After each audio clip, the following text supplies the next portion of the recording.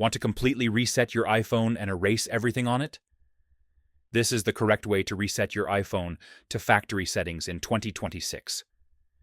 This is required if you're selling your iPhone, giving it away, or just want a completely fresh start.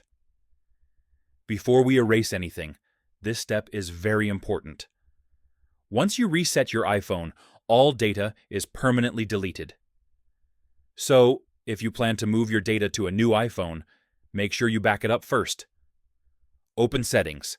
Tap your name at the top, go to iCloud, then iCloud Backup.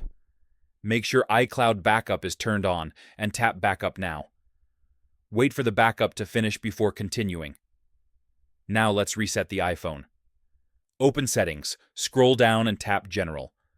Scroll all the way down and select Transfer or Reset iPhone. Tap Erase all content and settings. You'll see a summary showing everything that will be deleted. Tap Continue.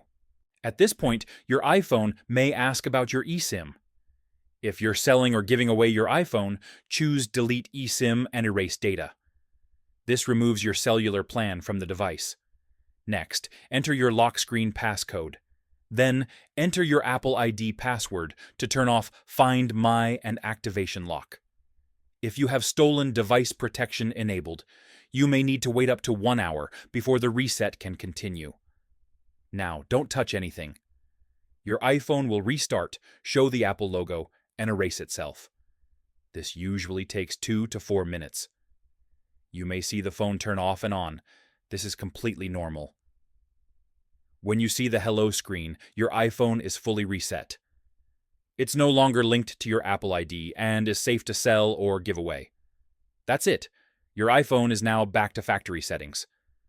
If this helped, like the video and subscribe for more iPhone guides.